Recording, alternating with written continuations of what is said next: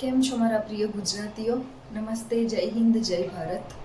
આજે હું તમને વાત કરવા જઈ રહી છું સફળતા વિશે, કે જિંદગીમાં સફળ કેવી રીતે થવું. કોઈ પણ કામમાં, કોઈ પણ ક્ષેત્રમાં, કોઈ પણ વસ્તુમાં તમે એવું ઈચ્છતા હોય કે ભાઈ મને સફળતા મળે એમ, તો એના માટે અમુક નિયમો છે. આમ તો ઘણા બધા નિયમો છે, પણ હું તમને પહેલાં 5 નિયમો કહેવા જઈ રહી છું કે જે એકદમ બેઝિક છે. તો એ 5 નિયમો જો તમે અપનાવી લેશો તો જિંદગીમાં તમને જરૂરથી સફળતા મળશે. તો ચાલો આપણે જોઈએ એ 5 નિયમો કયા છે મિત્રો. તો એમાંથી પહેલો નિયમ એ છે કે લક્ષ્ય નક્કી કરો.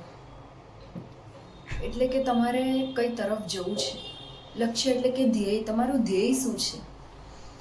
પેલું કહેવાય છે ને કે ધ્યેય વગરનો માણસ પશુ જેવો છે એમ, કે જેને ખબર જ નથી શું કરવું, કઈ દિશામાં જવું એમ.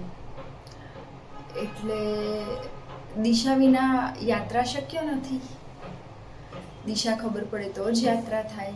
એટલે લક્ષ્ય નક્કી કરો, પછી આપોઆપ તમને કઈ રીતે આગળ વધવું એ નક્કી થશે. બરાબર ને મિત્રો? અને એના માટે તમારે શું છે કે એક શાંતિથી તમારે એવું વિચારવાની બસ જરૂર છે કે મારે કઈ તરફ જવું છે, મારું કયું લક્ષ્ય છે. હવે બીજો નિયમ એ છે કે દરરોજ મહેનત કરો. દરરોજ જ મહેનત કરવાની છે આપણે, થાક્યા વગર. અથાગ પ્રયત્નો કરવાના છે.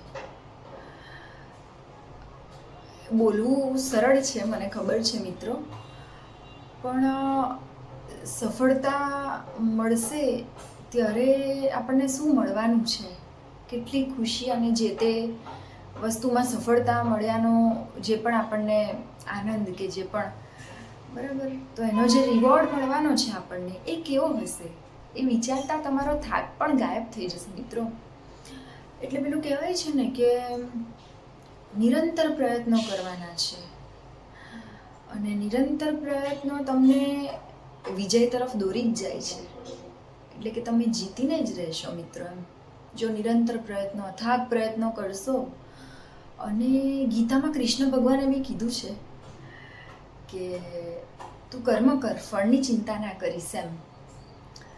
એટલે તમે કર્મ કરશો તો આપોઆપ તમને ફળ મળવાનું જ છે એમ. અને બીજું એ કે તમારા જો પ્રયત્નો વધારે હશે ને, થાક્યા વગર તમે લાગેલા રહેશો, તો ધીરે ધીરે ધીરે તમને સમય પણ સાથ આપશે મિત્રો. બરાબર ને? હવે ત્રીજો નિયમ એ છે કે શીખતા રહો. શીખતા રહેવાનું છે. જિંદગીમાં બધું શીખતા રહેવાનું છે. અને શીખવા માટે ક્યારેય કોઈ ઉંમર નાની નથી હોતી મિત્રો. શીખવા માટે ક્યારેય એવું નહીં વિચારવાનું કે ભાઈ આ તો હું બહુ પાછળ છું, આટલું ક્યારે શીખી રહીશ, આ ઉંમરે મારે આ શીખવું જોઈએ, હું શીખીશ તો કેવું લાગશે, બીજા મારા વિશે શું વિચારશે, મારા કરતાં નાની ઉંમરના લોકોને તો આવું બધું ઘણું સારી રીતે આવડે છે. નો, નેવર, ક્યારે પણ એવું નહીં વિચારવાનું. એનું કારણ છે કે જ્ઞાન એ જ સફળતાની ચાવી છે. જ્ઞાન મળશે તો સફળતા મળવાની જ છે. બરાબર ને? એટલે કાયમ જ શીખતા રહો. રોજ એક નવો દિવસ ભગવાન આપણને આપે છે. નવો એક સૂરજ ઉગે છે, એની સાથે આપણે આપણી અંદર કંઈક નવું એડ કરતા જવાનું છે. અને તમને જ પ્રોત્સાહન મળશે. રાત પડે તમારે વિચારવાનું આજના દિવસમાં મેં નવું શું કર્યું, નવું શું શીખ્યું કે શીખ્યો, વોટ એવર. શીખતા રહેશો તો તમને આપોઆપ એક એક સ્ટેપ તમે આગળ વધતા જાઓ છો સફળતા તરફ. એટલું યાદ રાખજો. હવે ચોથો નિયમ. ચોથો નિયમ કયો છે મિત્રો? ધીરજ રાખો. ધીરજ રાખશો તો ઘણી બધી વસ્તુ એની જાતે જ, ઘણા બધા પ્રોબ્લેમ્સ એની જાતે જ સોલ્વ થઈ જતા હોય છે. કહેવત છે, ઉતાવળે આંબા ના પાકે. એટલે કે ઉતાવળ કરશો કોઈ પણ વસ્તુમાં તો તમને સહેજ પણ એમાં સંતોષ નહીં મળે, નહીં આનંદ આવે, નહીં કર્યાનો કોઈ મતલબ રહે. એના કરતાં બીજી એક કહેવત એવી છે કે ધીરજના ફળ મીઠા. એટલે કોઈ પણ વસ્તુમાં તમે ધીરજ રાખશો તો એનું તમને એ મળવાનું જ છે, એનું ફળ મળવાનું જ છે. ધીરજ રાખશો એટલે આપોઆપ જ તમારું કાર્ય આગળ વધશે જ. કોઈ પણ વસ્તુમાં ઉતાવળ કરવાથી કશું થતું નથી. ઉતાવળ કરશો, બીજી પણ એક કહેવત છે ઉતાવળે કામ બગડે, બરાબર ને? તો ઉતાવળ કરશો એટલે કામમાં કોઈ ભલીવાર આવશે નહીં અને ઉપરથી તમે નિરાશ થઈને વસ્તુ છોડી દેશો, જે આપણે બિલકુલ કરવાનું નથી. અને દરેક વસ્તુને સમય લાગે છે. પેલું કહેવાય છે ને, સમયને થોડોક સમય આપો. સમયને પણ થોડોક સમય આપી દો તો શું છે કે તમારું ધીરજ રાખેલું સફળ થશે જ.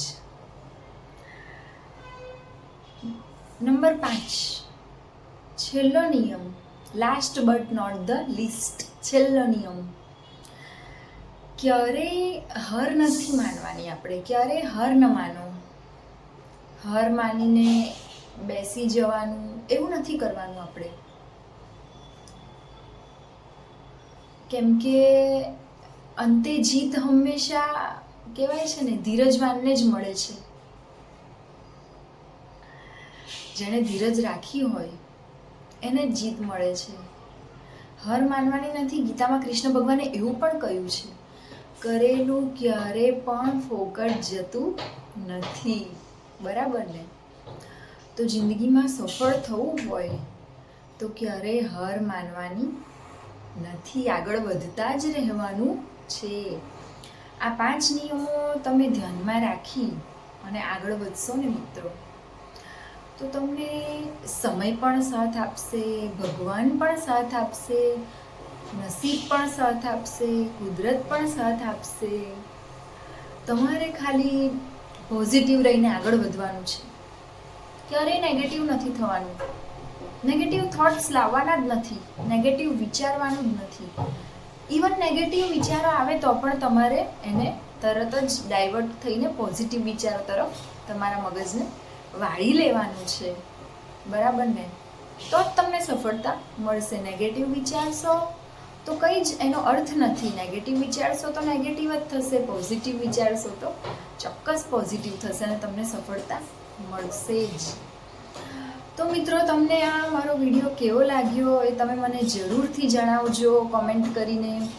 અને લાઈક, શેર અને સબસ્ક્રાઈબ પણ કરજો. બાજુમાં જે બેલ આઇકોન છે એ પણ પ્રેસ કરી દેજો. ખૂબ ખૂબ આભાર મિત્રો ધ્યાનથી સાંભળવા માટે. જય હિન્દ, જય ભારત. ફરીથી આવા વિડીયોઝ લઈને હું આવીશ.